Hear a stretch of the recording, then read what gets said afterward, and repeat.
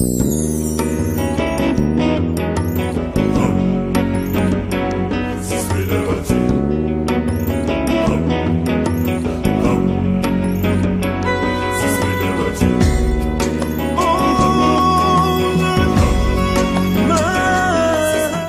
salutations de partout où vous nous suivez. Vous êtes dans votre magazine Data Market.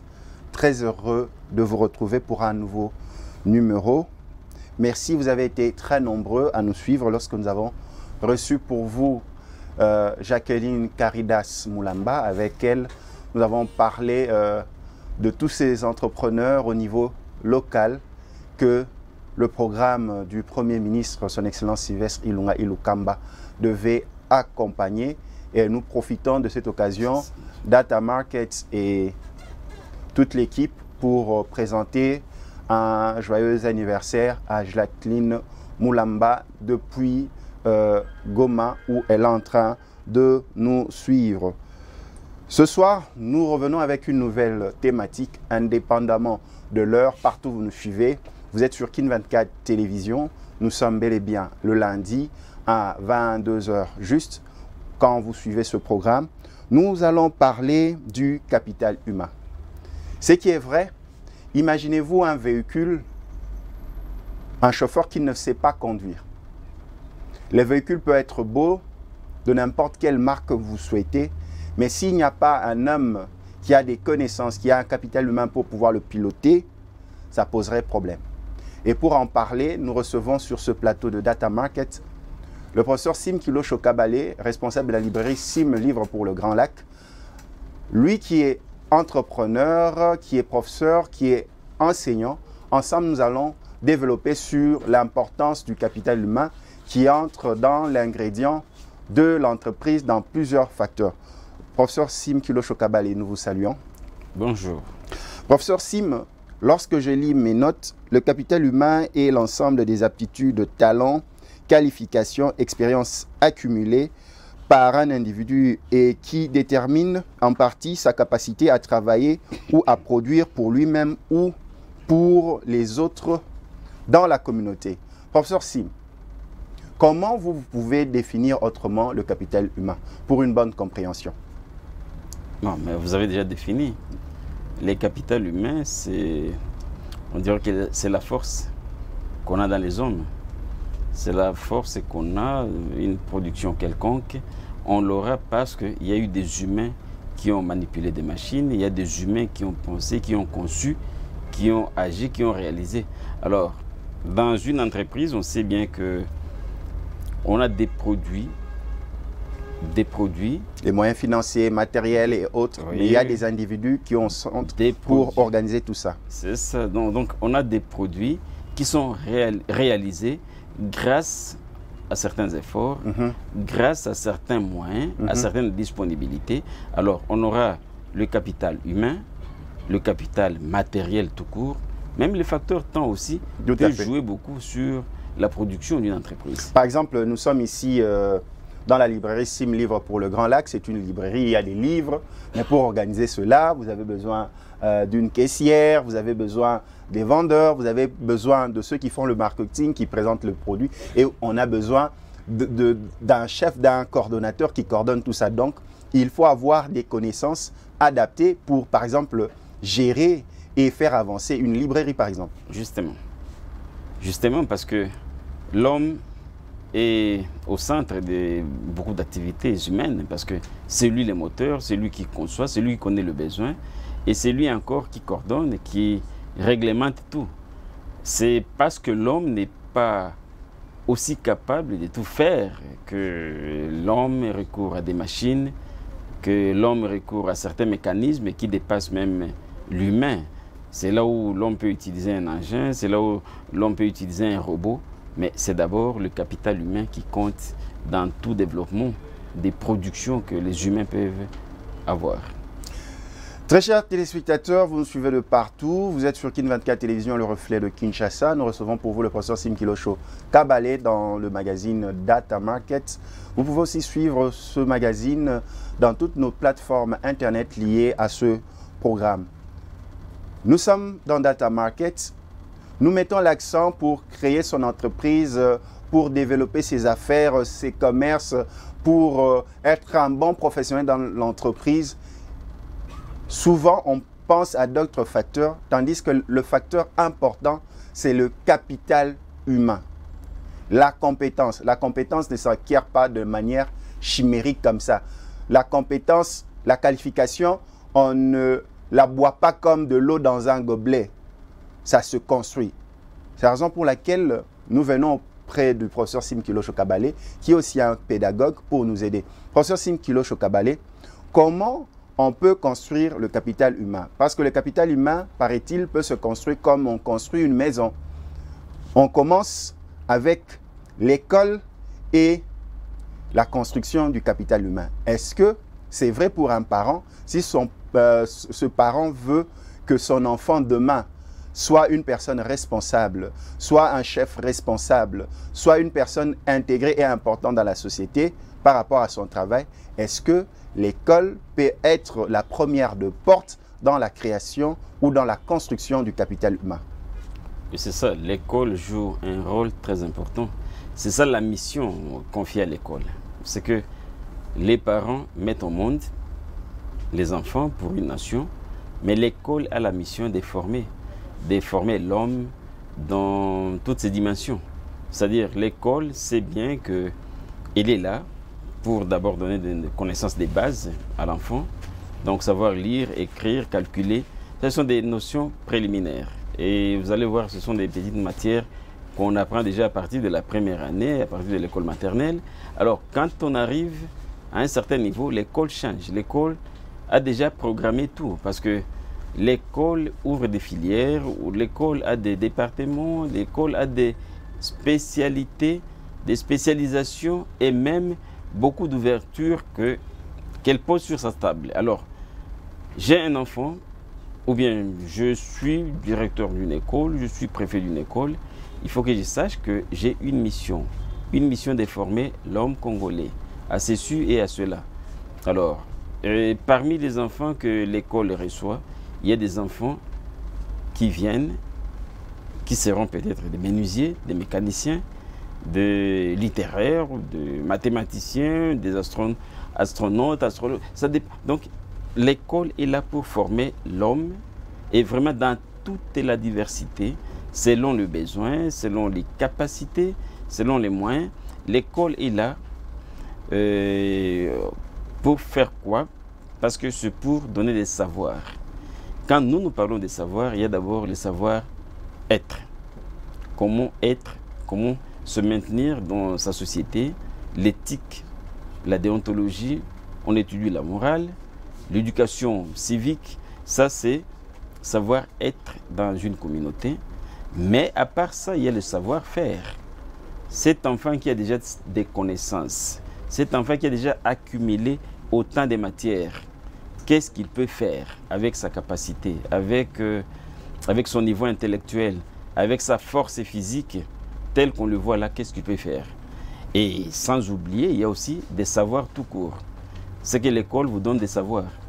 C'est là où vous avez des connaissances encyclopédiques que nous avons à l'école. C'est qu'un enfant qui va apprendre les noms des rivières du monde entier, le nom des fleuves, le nom des océans, ce sont des savoirs.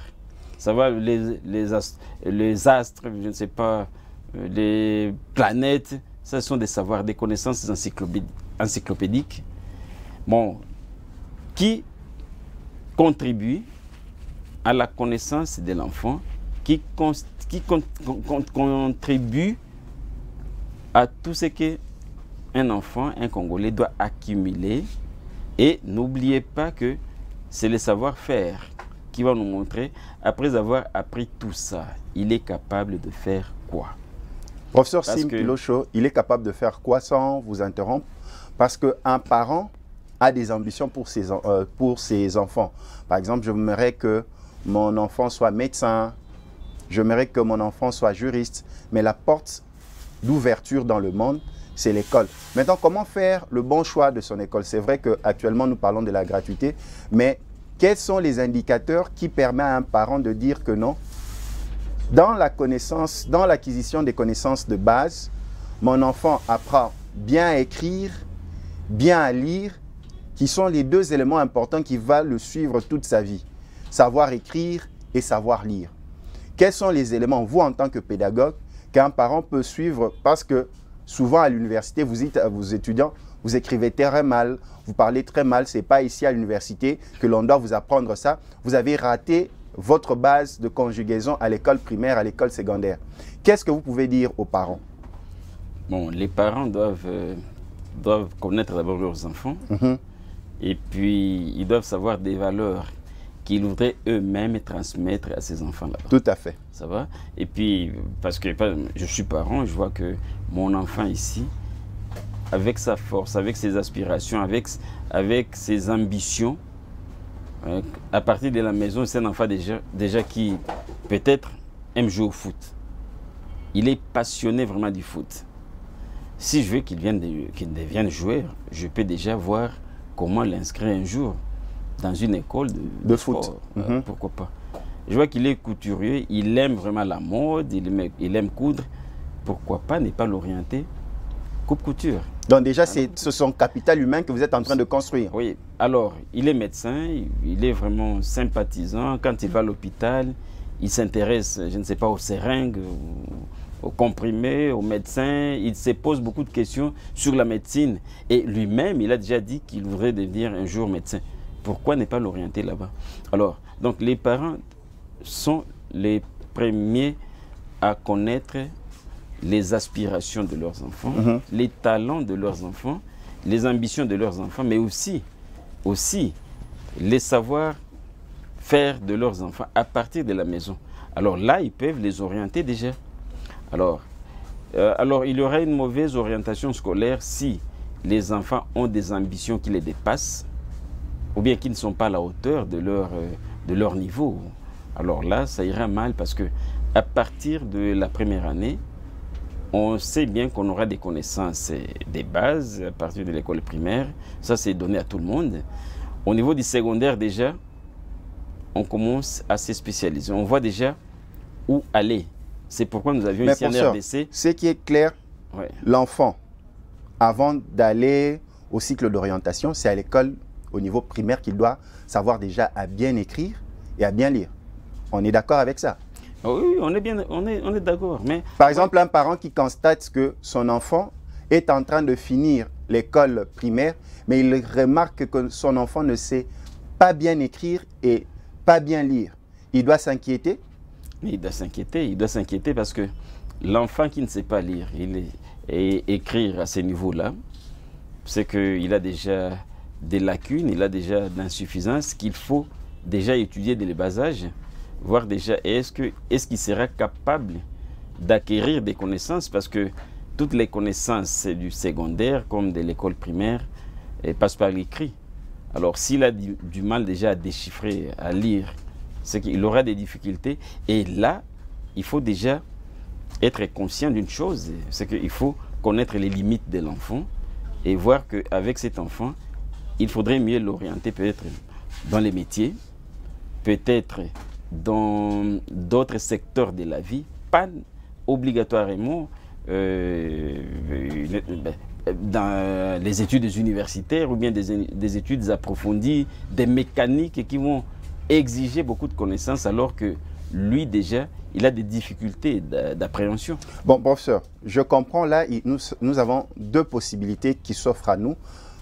La toute première que vous êtes en train d'expliquer, vous constatez que votre enfant ne sait pas bien écrire, ne sait pas bien lire, déchiffrer ce qu'il a. Vous vous dites qu'il n'a pas cette aptitude mentale à aller loin avec ses études en termes de réflexion. Peut-être, lui, ce sont les travaux manuels.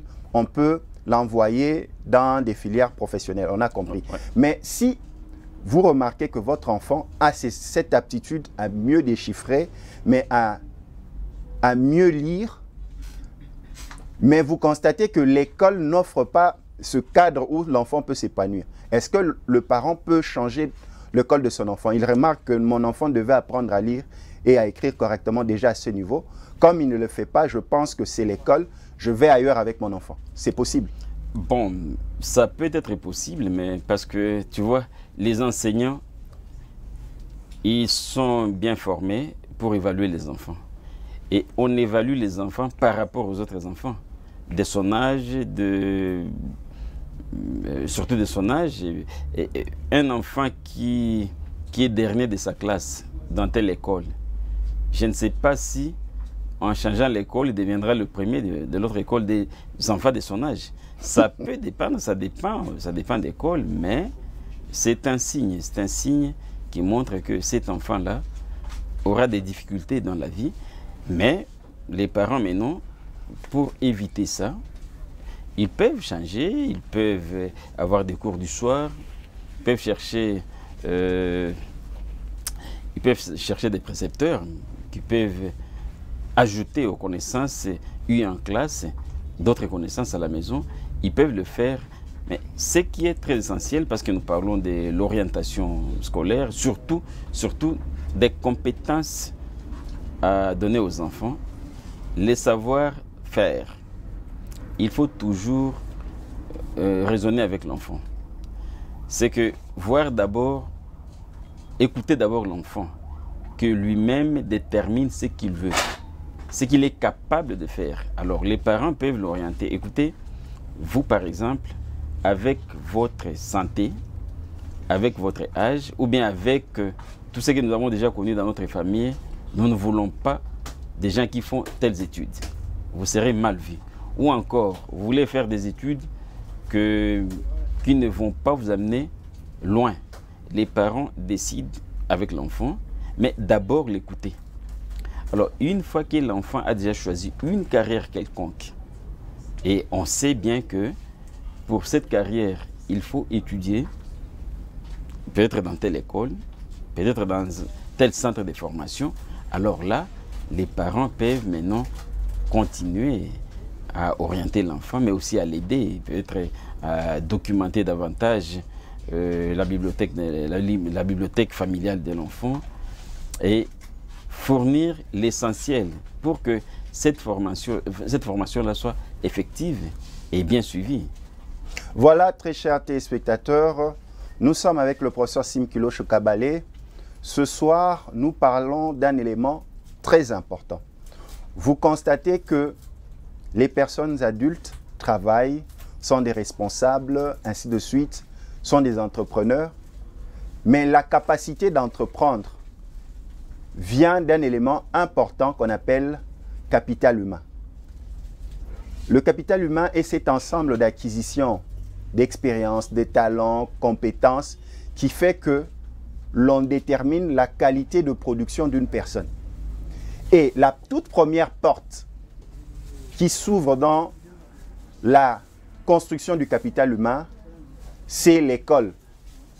C'est à l'école que ton enfant va apprendre à écrire et à lire, à l'école primaire. Et les parents doivent l'orienter parce que ce n'est pas à l'âge adulte qu'il aura cette capacité de rentrer pour se faire alphabétiser et savoir lire et écrire. Il y a une petite anecdote avec le docteur Manzomi qui me disait, Symphorien, si tu veux apprendre à conduire ou à ton enfant, fais-le avant l'âge de 30 ans. Parce que s'il apprend à conduire un véhicule, après 30 ans, c'est difficile parce qu'il n'aura pas ses réflexes. Mais tout petit, il va grandir avec ses réflexes, juste quand il a son diplôme d'État. Professeur Sim, maintenant nous allons passer à la construction du capital humain chez les adultes. Mais on va terminer un peu cette première phase avec les enfants. Il y a une petite anecdote, professeur Simkilo Chokabale. Un parent ou des groupes de parents s'inspirent d'envoyer leurs enfants dans des écoles UP, où il y a des enfants de ministres, où il y a des enfants des hommes d'affaires, des ambassadeurs. Et le parent est en train de dire, j'envoie mes enfants dans cette école pour que demain, leur carnet d'adresse soit fourni entre enfants de grande et de bonne vie. De telle sorte, dans leur carrière professionnelle, ils vont s'aider mutuellement parce qu'ils ont eu une même école primaire.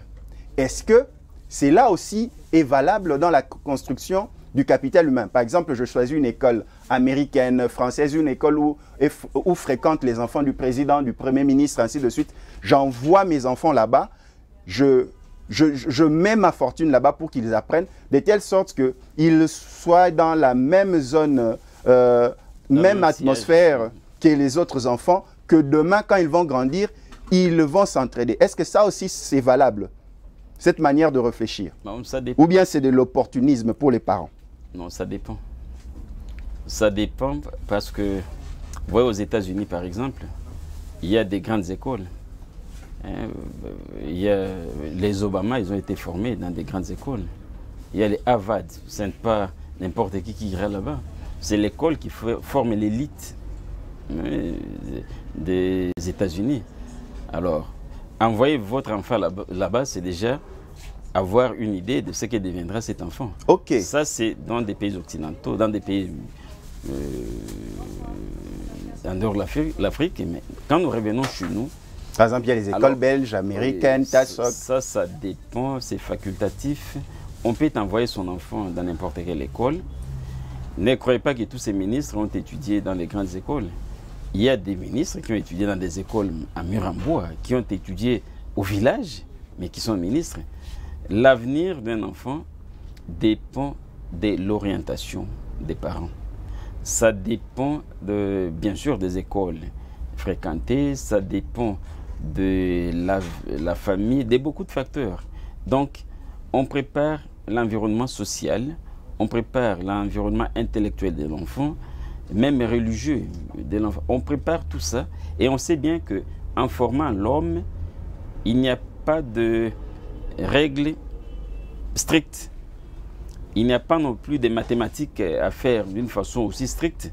Ça dépend de plusieurs facteurs. C'est que je peux étudier aujourd'hui dans les murs en bois, dans les écoles murs en bois. C'est que là où les enfants s'asseyent sur des bambous et comme tableau, peut-être une planche qu'on a noircie et on s'en sert. Quand il pleut, bon, il n'y a pas cours. Les enfants étudient sur les manguiers et ces enfants-là apprennent beaucoup de choses parce qu'ils apprennent par la peine. Ils savent que non, aujourd'hui j'étudie difficilement, mais dans ma vie pratique, il faut que je devienne aussi comme ces gens qui roulent en voiture. Donc là, ça devient l'ambition. Donc le parent doit transmettre à son enfant l'ambition de réussir demain. Alors, vous voyez qu'un enfant qui a étudié dans des conditions pareilles, ce sont ces mauvaises conditions qui l'amènent à réfléchir sur la vie. Bon, ça peut être le contraire. Un enfant peut étudier dans une bonne école où on prend du lait à tout moment, où on est gâté, on prend du miel à tout moment. Et l'enfant sait que non, j'ai déjà réussi ma vie. Si je peux avoir tout ce dont j'ai besoin maintenant que j'étudie dans la vie pratique, ça sera encore facile. Et l'enfant est gâté. Gâté. Alors, mais la meilleure façon, c'est de réfléchir avec l'enfant à tout moment, à tous les stades de la vie. L'école, le choix de l'école peut jouer, le choix des quartiers peut jouer, peut contribuer à ça, mais aussi comment on prend les études. Est-ce qu'on prend les études au sérieux? C'est que tel lycée, tel collège, telle école, telle formation de luxe, tout ça c'est bien, mais comment est-ce qu'on prend ça au sérieux? Comment mettre en pratique ce qu'on a appris dans ces écoles-là luxueuses ou dans ces écoles-là de la brousse? Professeur Sim Kulosho, maintenant nous entrons dans la seconde phase. Là maintenant nous avons des jeunes adultes qui vont à l'université. Oui. À l'université, nous avons souvent remarqué que beaucoup de jeunes dans la construction de leur capital humain n'étaient pas souvent à leur place. Ils ont pensé s'inscrire en médecine, tandis que dans leurs aptitudes, ils devaient être en agronomie. Ils ont pensé être juristes, tandis que dans leur aptitude, ils devaient être en économie. Comment ne plus perdre le temps en investissant, par exemple, dans des études qui vous serviront à rien dans l'avenir? Parce que nous avons remarqué, vous êtes professeur d'université, vous rencontrez vos anciens étudiants qui ont été dans votre auditoire, vous posez la question, monsieur, professeur, vous m'avez enseigné. Ah oui, quelle promotion? Promotion telle. Ok, qu'est-ce que tu es devenu? Oh non, je fais Dubaï. Ah bon, tu fais Dubaï, alors tes études. Vous avez déjà remarqué cela. Oui. Maintenant, ma question. Étudier à l'université dans des instituts supérieurs, c'est de l'investissement. Il y a ceux qui font le cycle de 3 ans, 5 ans. ça veut dire calculer tous ces frais, syllabus, Minerval, patati patata. Comment ne plus perdre le temps dans la construction de compétences? Parce qu'au final, par exemple, je suis allé à l'ISP, j'ai fait 3 ans et j'ai fini 3 ans. J'ai défendu chez le professeur Sim Kiloche au Kabalé, mais après 2 ans, mes études dans les paniers et je suis commerçant prospère à Dubaï. Au lieu de perdre tout ce temps en étant dans l'auditoire du professeur Sim Kilocho, pourquoi vous ne vous êtes pas, par exemple, orienté à l'Institut national de commerce, par exemple, où là, tu serais dans ton atmosphère, tu serais dans ton élément et être plus efficace? Qu'est-ce que vous pouvez nous dire, professeur Sim Kilocho Kabalé? Non, il y a souci. Quand on entre à l'université ou bien dans un institut supérieur, les étudiants, moi je crois que ceux qui font des mauvais choix, ils ne sont pas sérieux tout simplement. Parce que là, on leur demande de choisir d'abord, de faire d'abord le premier choix et le deuxième choix selon leurs compétences et selon les résultats obtenus au secondaire. Alors à partir de là, ouais, c'est une chance que l'université vous donne. Choisissez. Ça va? Alors, vous avez choisi le premier choix, le deuxième. On vous montre et non, vous allez, orientez-vous dans ça. Si vous êtes faible en physique, en chimie, mais n'allez pas au département de physique, de chimie, parce que là, vous serez bon à rien. Alors, vous êtes faible en langue, vous n'allez pas choisir les lettres. Alors, vous êtes faible en électricité, vous n'allez pas choisir l'électricité. Donc, il faut d'abord que celui qui choisit soit conscient et vraiment ne pas se tromper. Connaître d'abord ses capacités intellectuelles, même ses capacités financières, et puis avoir des ambitions proportionnées aux connaissances, aux rêves. Alors là, on peut réussir. Alors, après ça, on a pris son inscription. Il y a 2 semaines d'orientation. C'est que on vous permet même d'aller, peut-être dans l'auditoire, voir qu'est-ce qui se passe là-bas. Si vous voyez des fumées, si vous voyez des flèches, mais il faut rentrer, il faut dire que non, non, je me suis trompé des chemins, je peux aller ailleurs.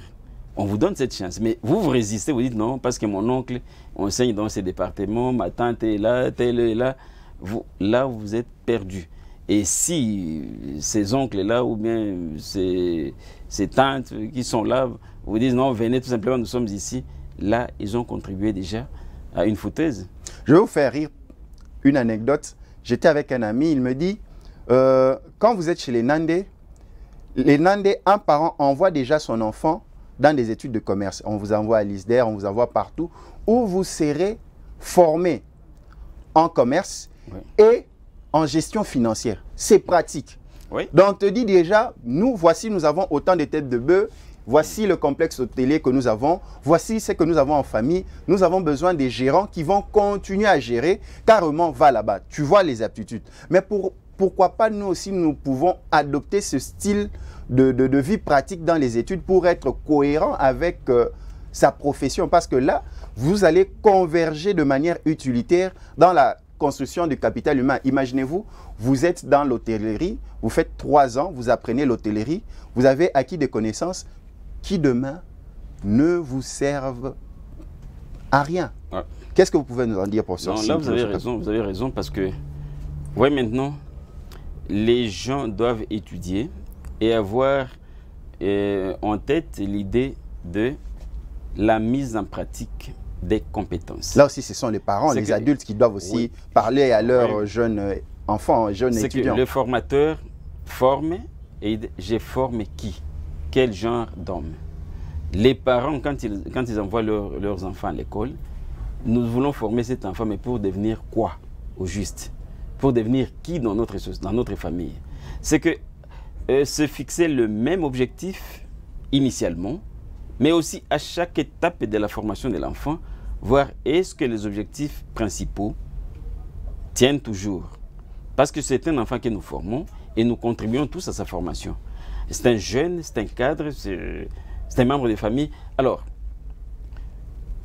si vous allez en Europe, il y a des familles des fermiers. Des familles de fermiers.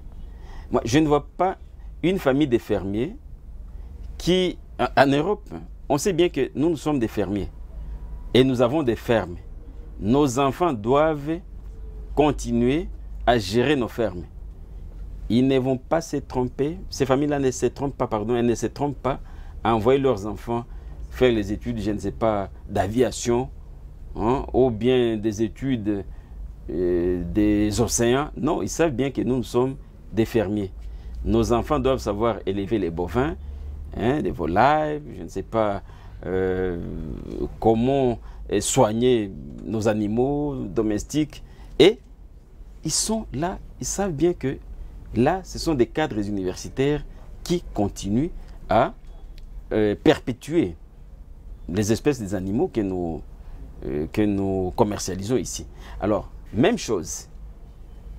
Je ne vois pas un parent musicien qui aime bien que ses enfants puissent des parents qui savent que nos enfants peuvent rentabiliser tous les instruments de musique que nous avons déjà acquis. Nous avons des guitares, nous avons des xylophones, des ceci, nous avons carrément, ils les envoient à l'INA. Oui, mais alors les enfants doivent directement aller aux Beaux-Arts, continuer ça. Bon, ce n'est pas toute la famille parce qu'il y a des enfants aussi et qui ont des ambitions têtues. Laissez ces enfants d'abord choisir, mais la famille peut orienter les enfants. Donc, professeur, c'est comme si vous êtes en train de dire, entre être un mauvais médecin et un bon menuisier, vaut mieux être un bon menuisier qu'un mauvais médecin. Mais bien sûr, bien sûr. Alors, je vous donne un exemple. Vous voyez ici, nous sommes déjà mal habitués. C'est que les gens choisissent des carrières dans lesquelles ils n'ont pas de compétences. C'est qu'il y a quelqu'un qui disait que on engage, ce n'est pas sur base des compétences. On engage sur base des recommandations.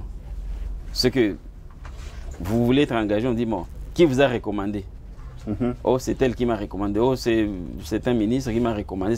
Alors, on vous engage vite. Mais non. Comme critère d'engagement, demandez d'abord, vous venez ici. Qu'est-ce que vous avez déjà fait dans ces domaines? Qu'est-ce que vous êtes capable de faire avec votre diplôme là que vous trimballez dans les sacs? Mais qu'est-ce que vous êtes capable de faire avec ce diplôme? Voilà, professeur. Alors, nous vous engageons. Dites-nous, dans un mois, dans 2 mois, qu'est-ce que vous êtes capable de réaliser dans notre entreprise pour les progrès de l'entreprise? Alors, veuillez nous mettre ça à l'écrit. Et attention, dans 3 mois, nous allons vous demander les comptes parce que nous avons vos écrits et on va vous demander qu'est-ce que vous avez déjà fait sur base de la convention initiale. Cette histoire-là des recommandations, des langues, les tentes, je m'en fous. Alors, d'abord, montrez quelles sont les compétences, quel est ce talent-là que vous allez nous amener et qui va nous aider à faire progresser les choses. Mais dire que non, moi j'avais des distinctions, j'étais toujours premier de la classe, ça c'est resté en classe. Mais ici c'est la pratique. Si on a une telle réaction quand on engage, quand on embauche, je crois qu'on peut engager des personnes qui méritent d'être engagées, chaque personne à sa place. Voilà, le professeur Sim Kilo Choukabale nous a déjà dévancé en tant qu'enseignant vers la 3e phase de nos échanges parce que c'est de manière structurée. Il y avait 3 phases. La première phase, nous avons parlé de cette orientation par rapport à la construction du capital humain grâce à l'école. L'enfant est orienté par les connaissances de base. On apprend à écrire correctement et à lire correctement. C'est à l'école primaire. Et on va avec la conjugaison, grammaire et d'autres aptitudes jusqu'en 7e, 8e qu'on appelle première CO, 2e CO. Là, on sait que l'enfant peut bien écrire et bien lire et comprendre, déchiffrer ce qu'on le présente. Et on a passé le cap par rapport à l'université. Là, on se dit, vaut mieux faire des études pour lesquelles il vous sera utile demain. Ne pas choisir des filières dont, dans la vie pratique, vous n'allez pas l'utiliser. Au lieu d'être un mauvais médecin, soyez un bon menuisier. Donc, avec beaucoup de lucidité, les parents qui payent les frais académiques à leurs enfants, l'université, ensemble, doivent aider au bon choix parce que ça entre dans la prise en compte de la bonne construction du capital humain pour être utile pour soi-même et la société. Maintenant, on en vient au dernier point. Professeur Sim Kilo Choukabale, nous sommes dans le monde professionnel. Nous voulons exceller. Là, nous catégorisons 2 points. Le premier point, nous avons l'une de vos anciennes étudiantes qui a fini dans votre filière, mais qui s'est retrouvée commerçante à Dubaï. Celle-là, vous pouvez la demander de faire une reconversion pour avoir des acquis de base, pour exceller dans son travail de commerce. Est-ce que c'est possible? Non, il y a ceci. Bon, l'école, normalement... Là, on est à... Bon, ça, c'est après les études. Ça dépend des orientations, ça dépend de ce qu'ils disent, des chances de la vie. Actuellement, on sait que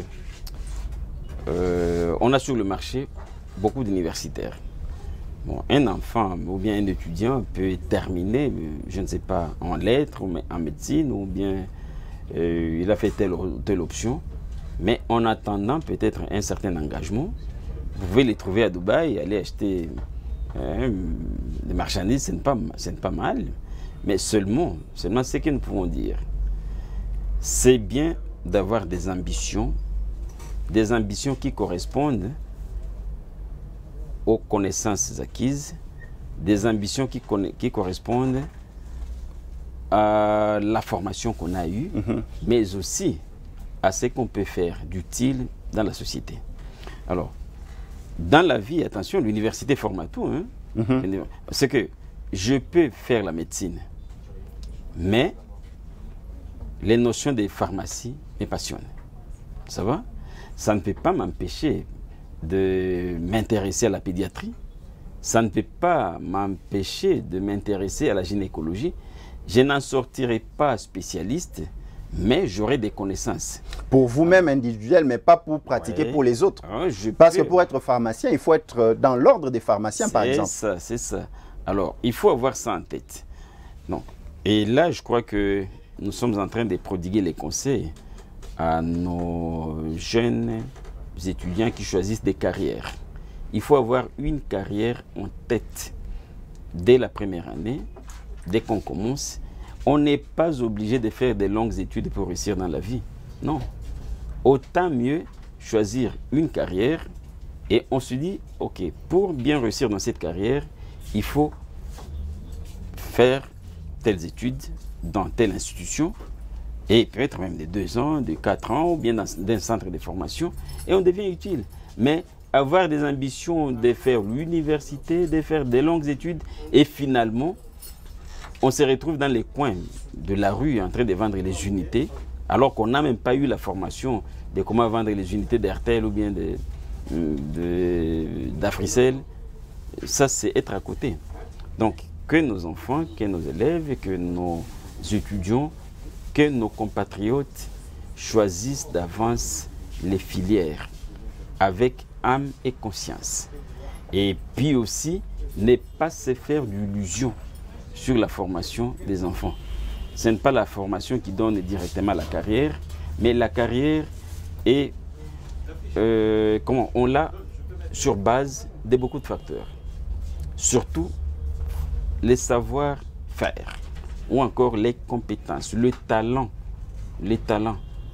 Il y a des étudiants qui sont talentueux, qui peuvent essayer avec une première carrière, ils voient que non, ici nous avons tapé à côté. Ils rentrent faire d'autres formations dans un centre et ils se révalorisent ailleurs. Donc c'est presque une reconversion. Une reconversion, mais intelligente. Une reconversion intelligente, c'est qu'on a vu que non, ici on a échoué, mais ailleurs on est mieux. Et on devient spécialiste dans tel domaine et les connaissances qu'on avait ailleurs, on ne les a pas effacées, on les a gardées. On les a gardées. Et on peut toujours les utiliser selon le besoin, selon les circonstances et peut-être même selon l'avenir de l'individu. Par exemple, il y a à Kinshasa et dans d'autres pays, on a toujours remarqué les plus grands banquiers sont des juristes. Vous remarquez quelqu'un qui maîtrise les finances, mais tu le poses la question, quel est ton cursus universitaire? Il me dit non, je suis juriste. Et on constate que la plupart des banquiers sont des juristes. Non. Par exemple, là... Là, c'est tapé à côté. Là, c'est tapé à côté. Parce que dans plusieurs banques, vous remarquerez que ceux qui sont là, ce sont des juristes. Et vous remarquerez, par exemple, en RDC, il n'y a pas de haute école de formation en logistique. On n'a pas des logisticiens professionnels formés parce qu'on n'en forme pas en RDC. Mais dans toutes ces sociétés, vous remarquerez dans la place, que ce soit à la CENI par exemple, que ce soit partout où vous voulez, tous les noms, vous n'avez pas des professionnels en logistique formés. Ce ne sont que des formations professionnelles. On vous a envoyé en Tunisie, à Paris, où vous avez fait des formations professionnelles de 3 mois, de 2 semaines. Est-ce que ça aussi, c'est un cas qu'on peut observer? Bon, moi, ça me surprend quand on dit que les banquiers, on a certains banquiers... C'est le constat. Certains banquiers juristes, mais ils ont tapé à côté. Ils ont tapé à côté. On peut accepter qu'un avocat de la banque, une banque peut avoir des avocats, sans problème, parce que toutes les institutions peuvent en avoir. Mais il faut employer l'homme qu'il faut à la place qu'il faut. Parce que là, c'est vrai, ils sont assoiffés de l'argent. Bon, est-ce que des avocats ou bien des juristes qui travaillent à la banque, dans, je ne sais pas, dans la comptabilité, est-ce qu'ils ont été formés pour ça? Parce que n'est pas utiliser l'homme qu'il faut à la place qu'il faut, c'est déjà miner l'avenir, qu'on parle de la banque ou bien de l'industrie, c'est déjà tapé à côté. Oui. C'est comme quelqu'un qui amène les maçons dans une menuiserie. Est-ce qu'ils vont bien travailler? Bon, je ne sais pas. Ou bien vous voulez engager des cuisiniers dans votre hôtel et puis vous les cherchez partout parce que vous avez des neveux ou bien des oncles qui n'ont pas du travail. Vous allez chercher les mécaniciens pour venir préparer des gâteaux, des mariages, mais ils vont faire du n'importe quoi. Ils vont faire la mécanique. Nous devons être conscients quand nous engageons. Nous engageons qui, avec quelle formation et où est-ce qu'on l'engage? Est-ce qu'il est placé à sa place? Professeur Sinkilo Chokabale, il nous reste une dizaine de minutes. Nous entamons notre dernière ligne droite de nos échanges. Si vous nous prenez de court, indépendamment de l'heure, vous êtes dans le magazine Data Market, diffusé sur Kin 24 Télévision. Nous recevons pour vous le professeur Sinkilo Chokabale, libraire, chef d'entreprise, pédagogue, enseignant. Avec lui, nous parlons de l'importance de la construction dans le capital humain. Professeur Sim, vous êtes dans une entreprise, vous êtes un employé, mais vous n'aimez pas, par exemple, renforcer vos connaissances. Il y a des nouveaux logiciels qui sortent sur votre ordinateur, vous êtes informaticien, vous avez seulement les anciennes pratiques. Vous êtes professeur d'université, il y a des nouveaux livres par rapport aux cours que vous enseignez, mais vous n'avez rien lu. Il y a des nouvelles connaissances à votre portée pour renforcer votre capacité, mais vous ne le faites pas. Est-ce que vous êtes un bon professionnel? Non, vous êtes dangereux. Vous êtes dangereux pour vous-même et pour l'entreprise, parce que les connaissances qu'on a à l'école, ce sont des connaissances qu'on dirait vraiment des bases. Mais on se forme une fois qu'on est déjà confronté aux réalités de son emploi, de son travail. C'est là où l'on se forme. C'est là où on met des connaissances livresques maintenant en pratique. C'est là où on se rend compte de réalité de tout ce qu'on apprenait à l'école. Alors, parce que nous sommes à la librairie, je voulais juste présenter certains livres. D'accord, professeur. Nous parlons de la formation, nous parlons de savoir-être, savoir-faire, des savoirs tout court, des compétences, mais nous avons tout un domaine dans le monde du savoir. Il y a les ressources humaines. Les ressources humaines, il faut savoir le gérer. Nous avons ce livre-là qui montre comment former de ressources humaines. Toute la fonction des ressources humaines. L'homme, c'est un capital qu'il faut rentabiliser. L'homme, au lieu de travailler avec 1000 hommes, aujourd'hui on peut travailler avec 3 qui sont compétents, avec les outils nécessaires, et ils vont vous rendre un bon service. Vous voyez ces livres-là. Ça, c'est un autre. Pratique et éléments des théories, gestion des ressources humaines. C'est un gros livre d'à peu près 2000 pages. Comment gérer l'homme, comment travailler avec l'homme, comment encadrer l'homme. Et même ça, développer les relations humaines à l'international. Comment éviter la fuite des cerveaux. Comment gérer même la fuite des cerveaux, parce que nous avons aussi des gens qui viennent d'autres pays, qui viennent travailler chez nous. Comment le gérer? Comment travailler avec ces gens-là? Comment collaborer avec eux? Comment comment même se servir de leurs connaissances pour développer notre ressources humaines, notre capital humain. Alors, vous avez ce livre-là, Gestion des ressources humaines, 5 défis pour l'avenir. Donc, c'est ça notre problème actuel.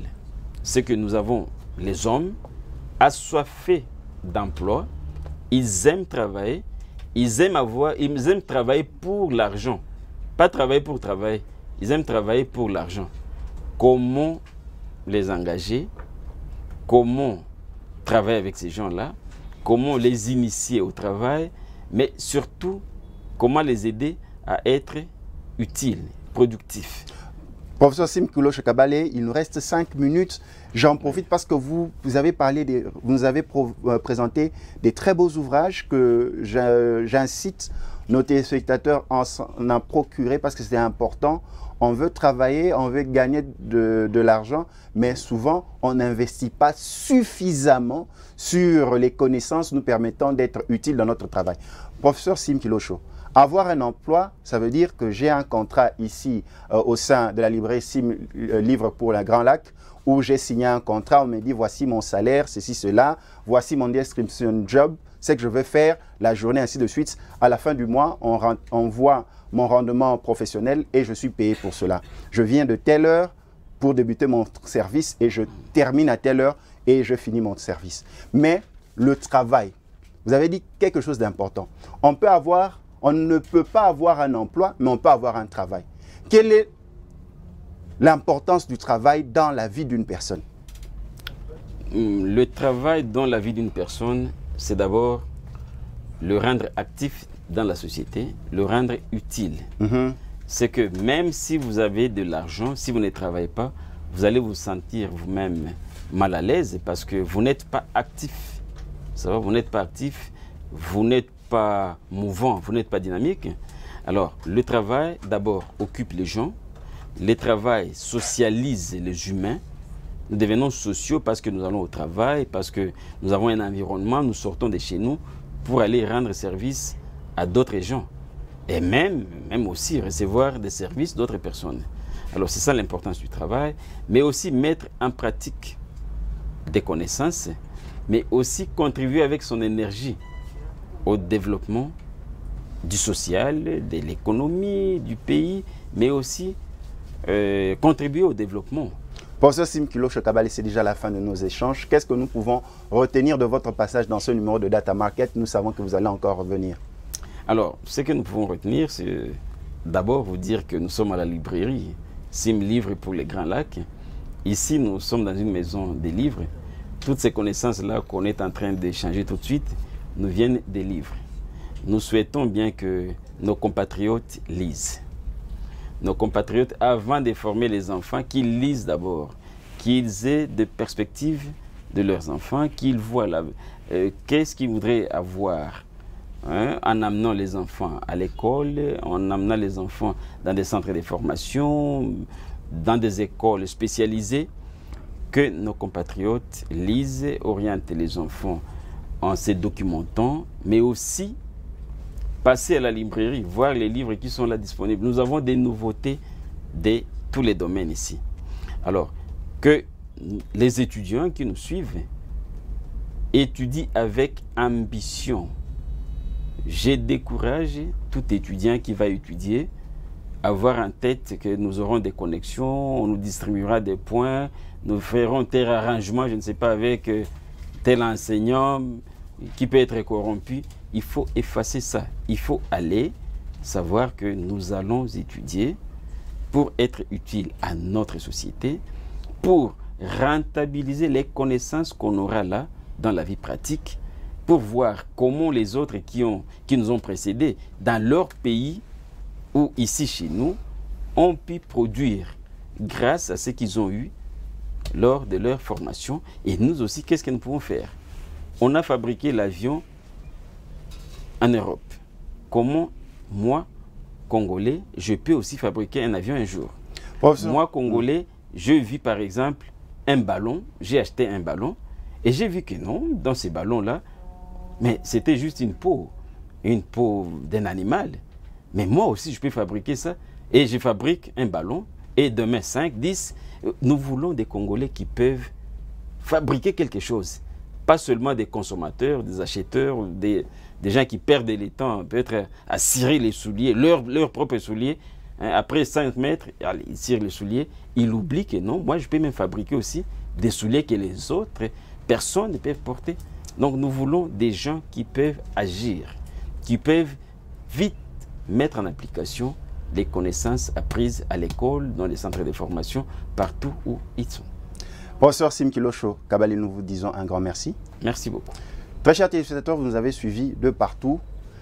Votre niveau de connaissance, votre niveau de construction dans ce qu'on appelle capitaux humains vous placera au niveau de votre société.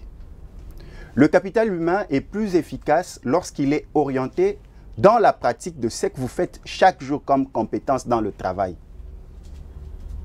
Vous vous posez la question, comment s'est fait la sélection dans la société? Pourquoi les autres sont au-dessus et d'autres à côté sont en train d'observer?